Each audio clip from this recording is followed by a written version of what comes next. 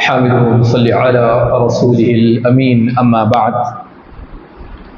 اعوذ باللہ من الشیطان الرجیم بسم اللہ الرحمن الرحیم انما المؤمنون اخوہ۔ معزز سامعین، گزشتہ درس میں ہم ایک مسلمان کا دوسرے مسلمان سے جو تعلق ہے اس کی اہمیت کیا ہے، اس تعلق سے چند باتیں ہمارے سامنے آئی تھی۔ آج کے درس میں ہمارا جو اسلامی تعلق ہے بحیثیت مسلمان ایک دوسرے سے جو تعلق ہے اس کے حقوق کیا ہے، رائٹس کیا بنتے ہیں، جاننے کی ہم کوشش کریں گے۔ سب سے پہلی چیز یہ ہے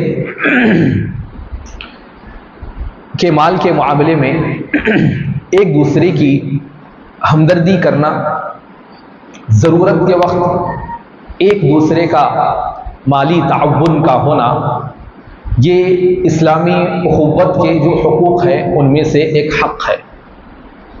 اگر اللہ تعالیٰ نے ہمیں نوازا ہے اور ہم جانتے ہیں کہ ہمارا بھائی مالی لحاظ سے کمزور ہے، محتاجی کی زندگی بسر کر رہا ہے، تو ایسے وقت میں ہمارا حق بنتا ہے کہ اپنے مسلمان بھائی کی مدد کرنے کی کوشش کرے۔ یہ ایک اسلامی حق ہے جو اپنے مسلمان بھائی کے لیے ہونا چاہیے۔ اسی طرح اسلامی اخوت کا ایک حق یہ بھی ہے، ایک تقاضا یہ بھی ہے کہ ایک مسلمان دوسرے مسلمان کے لیے معاون اور مددگار بنے، ایک دوسرے کے معاون بن کے رہنے کی کوشش کرے کہ ایک انسان اپنے ذاتی معاملات پر تو نظر رکھتا ہے لیکن دونوں ایک دوسرے کے معاملات پر اسی طریقے سے نظر رکھیں جس طرح ہم اپنے ذاتی معاملے پہ نظر رکھتے ہیں۔ اسی طرح ہر ایک کی ایک دوسرے کے لیے کوشش ہو کہ وہ اپنے اہل و عیال اولاد سے جیسی محبت رکھتا ہے، اہمیت دیتا ہے، اسی طرح ایک مسلمان بھائی کے لیے ہمارے اندر بھی یہ جذبہ ہونا چاہیے، ایک درد ہونا چاہیے اپنے مسلمان بھائی کے لیے۔ یاد رکھیے، جب ہم مسلمان ہیں اور کوئی اجنبی اپنا مسلمان بھائی ہم جانتے ہیں گرچہ کہ وہ اجنبی ہے، ہمارا اس کے ساتھ جو تعلق ہے وہ الگ ہو جاتا ہے، معیاری ہو جاتا ہے، فضیلت والا ہو جاتا ہے۔ ایک مسلمان کا جو تعلق دوسرے مسلمان سے ہے یہ ایک عام اجنبی تعلق نہیں رہتا ہے، یہ اہمیت والا ہو جاتا ہے۔ بسا اوقات تو یہ مقام اتنا بڑھ جاتا ہے کہ اپنے بھی اس معاملے میں پیچھے رہ جاتے ہیں۔ جیسے کہ ہمارے ماں باپ نے ہمیں پیدا کیا، اگر وہ مسلمان ہے تو ٹھیک ہے، ہمارا تعلق ہے ان کے ساتھ، لیکن جو ماں باپ ہمیں پیدا کیے، جن بھائیوں نے ہمیں بڑا کیا، اگر ان کے پاس عقیدہ نہیں ہے، شرک میں ملوث ہے، تو پھر ایک عام مسلمان کے سامنے ان کا کوئی مقام و مرتبہ نہیں ہے۔ ایک عام مسلمان اپنا مقام و مرتبہ بڑھا لیتا ہے، کس وجہ سے؟ اپنا اسلامی عقیدہ۔ یہ اسلامی عقیدہ ایسی چیز ہے جو بہت بڑے مقام پر ہمیں پہنچا دیتا ہے۔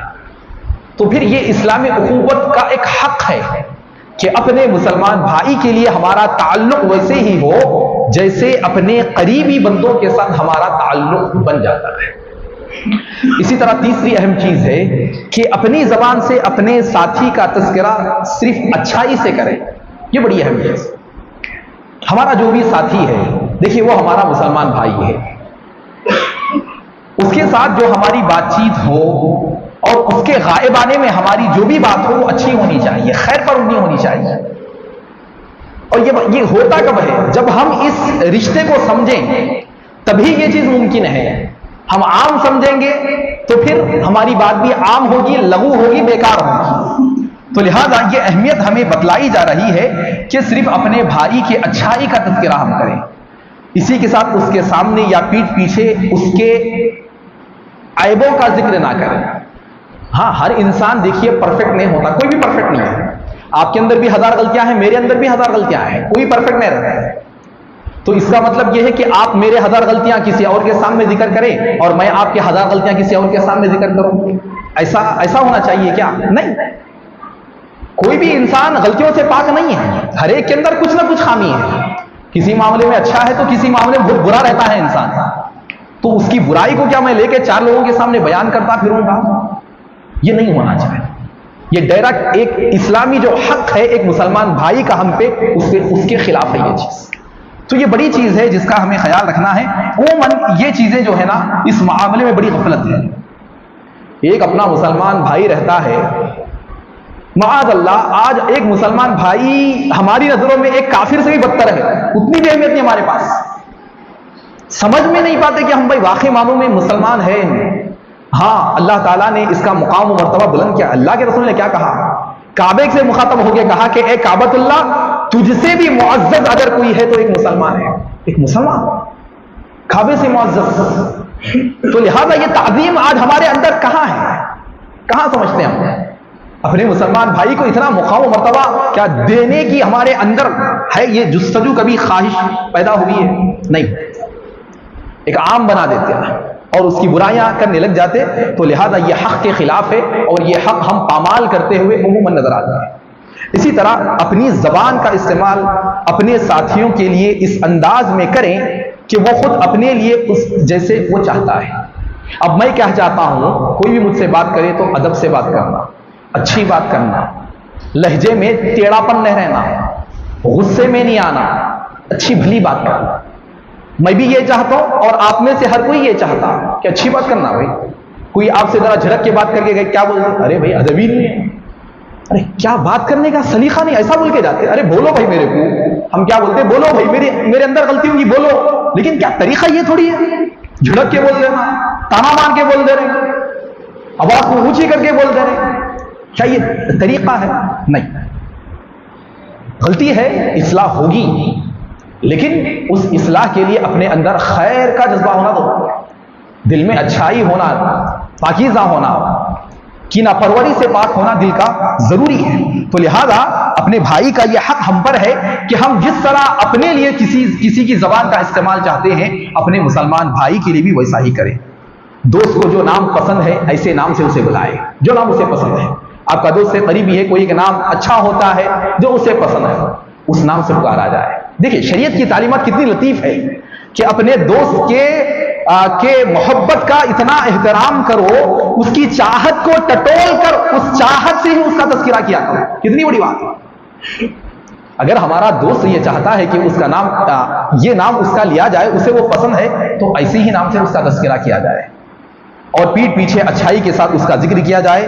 لوگ اس کی تعریف کرتے ہیں تو رشک کریں، اس پر خوشی ہمارے اندر ہونی چاہیے. اور اسی طرح جب بات کریں، نصیحت کوئی کر رہے تو اتنی طویل نہیں کرنا کہ وہ اٹھا جائے. بات بھی سلیقے کی کرنا اور مختصر ہونی چاہیے. امام شافعی رحمۃ اللہ علیہ فرماتے ہیں کہ جو اپنے بھائی کو پوشیدہ سمجھتا ہے وہ اس کی خیر خواہی کر رہا ہے اور اس کی زینت کا باعث ہے. یعنی کہ جو اپنے بھائی، جو مسلمان بھائی کے عیبوں پر پردہ ڈالتا ہے، اس کی پوشیدہ اس کو رکھتا ہے اور خیر خواہی اس کے ساتھ کر رہا ہے، تو یہ دوست اپنے دوسرے دوست کے لیے زینت ہے، خوبصورتی کی طرح ہے. اور جو عام لوگوں کے سامنے اسے نصیحت کرتا ہے، عام لوگوں کے سامنے بتاتا ہے، تو وہ اسے رسوا کر رہا ہے اور اس کا عیوب لوگوں کے سامنے بیان کرتا ہے. رسوائی ہے. 4 لوگوں کے سامنے دوست ہے تو کیا 4 لوگوں کے سامنے نصیحت کر دیں گے اس کو؟ نہیں. اس طریقے سے جو اچھا ہو سکتا ہے، اکیلے میں جب بیٹھا ہوا ہے اس وقت پر اسے نصیحت کیجیے، اسے سمجھائیے کہ فلاں غلطی تمہارے اندر نظر آ رہی ہے، لہذا اس معاملے میں اصلاح کریے.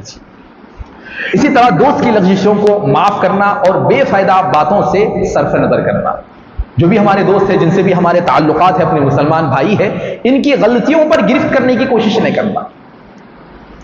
غلطیاں تو ہوتی رہتی، جیسا کہ ہم نے بتایا غلطیاں ہوگی، لیکن اصلاح کرنا اور پکڑ کے نہیں رکھنا. غلطی آج یہ غلطی کرا، کل وہ غلطی کرا، پرسوں سے دیکھ رہا ہوں 15 دن پہلے وہ کرا. ایک ہی غلطی کو پکڑ کے چن کے بار بار ٹارچر نہیں ہونا چاہیے. صرف نظر کرنے کی عادت ڈالنا چاہیے. دل میں اتنی قوت برداشت پیدا کر لینی چاہیے کہ اپنے بھائی کو جو ہے نا کی عیوب پر صرف نظر کرنے کی ضرورت، اتنی گنجائش ہونی چاہیے. اسی طرح اس کے بارے میں حسن ظن ہونا چاہیے. اپنا جو مسلمان بھائی ہے جس سے ہمارا تعلق ہے، اچھا گمان رہنا. کسی کو لے لیے کوئی دوست، ارے کیسا ہے معلوم ہے میرے کو، بیکار ہے، یہ ہے وہ ہے، سنا فیصلہ سنا. بدگمانی جس کے اندر نہیں ہے اس کے اندر بھی پیدا کر دیتے ہیں کئی لوگوں کے تعلق سے. تو لہذا یہ غلط ہے. اپنا بھائی ہے، اس نے زن رکھے اس کے ساتھ، اگر خفیہ یا علانیہ کسی گناہ کا مرتکب اگر وہ ہو رہا ہے اس سے قطع تعلق نہ کر لیجیے. ہاں کوئی گناہ کر رہا ہے، وہ مسلمان بھائی ہے، گناہ کر رہا ہے تو اس کا مطلب یہ نہیں کہ اس سے ہٹ ہی جائیں، ارے گنہگار خطا کار، ہاں ایسا ہے ویسا ہے. تعلقات ختم نہیں ہونا چاہیے. تعلقات آپ ختم کریں گے تو پھر محترم سامعین اس کی اصلاح کون کرے گا؟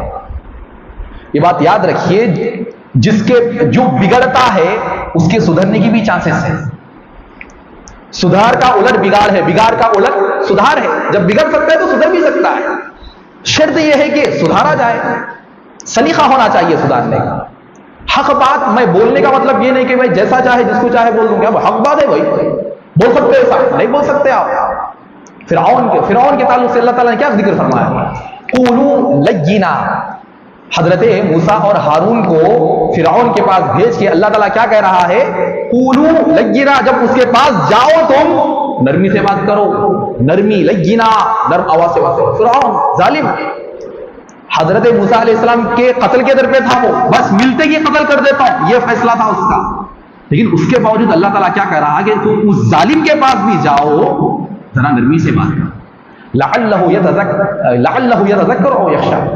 ہاں ممکن یہی ہے کہ وہ کوئی نصیحت حاصل کر لے آپ کی نرمی کی وجہ سے، ہاں، یا پھر اللہ کا ڈر اس کے اندر پیدا ہو جائے. تو لہذا محترم صاحب کتنی بڑی بات اللہ تعالیٰ نے قرآن مجید میں بیان فرمائی ہے کہ اپنے بھائیوں کے لیے اس کی گنجائش اپنے اندر ہونی چاہیے اور اپنا لب و لہجہ جو ہے نرمی والا ہونا چاہیے. اسی طرح محترم سامعین اخوت کا ایک تقاضا یہ بھی ہے، اخوت میں وفا ہونی چاہیے، ثابت قدمی ہونی چاہیے، دوام ہونا چاہیے. اپنا مسلمان بھائی ہے تو پھر اس کے ساتھ دغابازی نہیں ہونا چاہیے، دھوکہ نہیں دینا چاہیے. کچھ معاملے میں تو ساتھ اس کا اٹھا لیے، بڑا نام کرے کیونکہ فائدہ لگے ہوا تھا، کچھ غرض تھی کام نکال لیے، پھر ختم بھول گئے اس کو. اسلام کی یہ تعلیم نہیں ہے. ہاں آپ یہ سمجھتے ہوں گے کہ میری ہوشیاری ہے، میں بڑا ٹیلنٹڈ ہوں، میں ایسی وقت پہ لوگوں کو ہینڈ پہ لے کے چھوڑنا سب میرے کو آتا، جہاں جس سے جتنا کام نکالنا ہے نکال لیتا ہوں. تو یہ آپ کی شیطانی سوچ ہے، انسانی سوچ نہیں ہے، یہ شیطانی سوچ ہے، نہ شریعت کی سوچ ہے. اپنے مسلمان بھائیوں کے ساتھ دوام ہونا چاہیے، ثابت قدمی ہونی چاہیے، وفاداری ہونی چاہیے. اس کی تعلیم شریعت میں ہمیں دی گئی ہے کہ اللہ کے رسول صلی اللہ علیہ وسلم نے ایک بوڑھیا کا احترام کیا جو آپ کے پاس آئی، اور جب آپ سے اس کے متعلق پوچھا گیا تو آپ نے فرمایا یہ جو ختیجہ میری بیوی ہے کہ دنوں یعنی کہ ان کی زندگی میں ہمارے پاس یہ آیا کرتی تھی اور عہد کا لحاظ بھی دین میں داخل ہے. یعنی کہ اللہ کے رسول نے بتایا کہ یہ جب ختیجہ میرے پاس موجود تھی اس وقت سے یہ ہمارے پاس آیا کرتی تھی، اور جو عہد ہوتا ہے ایک مسلمان کا دوسرے مسلمان سے اس کا تحفظ ضروری ہے، لہذا اس کا احترام کیا جانا چاہیے. اللہ کے رسول صلی اللہ علیہ وسلم نے اس بوڑھیا کا احترام کیا. اسی طرح اور ایک اخوت کا تقاضا حق یہ ہے کہ ساتھی پر اتنی مشقت نہیں ڈالنا چاہیے جو برداشت سے باہر ہو. جس کو جتنا کام ہم دے سکتے ہیں، جس سے جتنا کام ہم لے سکتے ہیں اتنا ہی لیا جائے. مثلا میں مالک ہوں، میرے پاس انڈر میں کئی نوکر کام کرتے ہیں، تو اس کا مطلب یہ نہیں کہ جتنا چاہے ان پر زور ڈالیں، بیجا تکلف ڈالیں، ان کو مشقت میں مبتلا کریں. جو بیچارہ کر نہیں سکتا وہ بھی کام لگائیں یا پھر ایکسٹرا کام لے لیں. آپ نہیں ہونا چاہیے. یہ اسلامی اخوت کے خلاف ہے. جتنا اس سے ہو سکتا ہے اتنا ہی اس سے کام لیا جائے. اس کے جسم کا، اس کی طبیعت کا، اس کی قوتوں کا ادراک ہونا چاہیے، سمجھنا چاہیے، اور اسی لحاظ سے اس کے ساتھ معاملہ ہونا چاہیے. اسی طرح آخری بات یہ ہے کہ اپنے ساتھی اور اس کے اولاد کے حق میں ہمیشہ دعائے خیر کرنا چاہیے. اپنا جو بھی مسلمان بھائی ہے، ساتھی ہے، اس کے لیے دعائے خیر اپنی زبانوں پر ہونا چاہیے. کہ مشہور حدیث اللہ کے رسول فرماتے ہیں جب ایک شخص اپنے دوسرے مسلمان بھائی کے لیے غائبانہ میں دعا کرتا ہے تو فرشتہ کہتا ہے تجھے بھی اسی کے مثل اجر دیا جائے. تو محترم سامعین، یہ جو تعلیمات ہے بڑی اہم ہے. اسلامی اخوت کے یہ حقوق ہے، رائٹس ہیں جو ایک مسلمان کو ہمیں دینا ہے. تو لہذا یہ جو ہم مسلمان ہیں، اسلام ہمارا راستہ ہے، مذہب ہے، تو یہ کوئی عام راستہ نہیں ہے، پھولوں پہ چل کے جانے کا راستہ نہیں ہے. یہاں تکلیف دہ بھرا راستہ ہے. یہ بہت اپنے بھی ہے، پرائے بھی ہے، اچھے بھی لوگ ہیں، برے بھی لوگ ہیں. اچھا بھی تعلق ہم سے رکھتے ہیں، برا بھی سلوک ہم سے کرتے ہیں. لیکن شریعت کی ہمیں تعلیم یہی ہے کہ ہر ایک کے ساتھ خیر کا معاملہ کرو. خیر الناس من انفعهم للناس. सबसे बेहतर बंदों में वो होता है जो लोगों को सबसे ज्यादा फैज़याब करने की कोशिश करता है, फायदा पहुंचाने की कोशिश करता है। अल्लाह रब्बुल आलमीन से दुआ है कि अल्लाह ताला हम तमाम को इस्लामी उखुव्वत के जो हुकूक है, आदाब है और अपने मुसलमान भाइयों का जो एहतराम है उसे बजा लाने की तौफीक दे। अल्लाह ताला हम तमाम को इन सुनी बातों पर अमल पैरा होने की तौफीक दे। अल्लाह ताला इस दौर पुरफितन में हम तमाम को सिरात मुस्तकीम पर चलाए, अक़ीदा तौहीद पर साबित कदम रखे। अल्लाह ताला हम सबका खातिमा ईमान की हालत में फरमाए। आमीन सुम्मा आमीन। सुब्हानकल्लाह व बिहम्दिक, अशहदु अल्ला इलाहा इल्ला अंत, अस्तगफिरुका।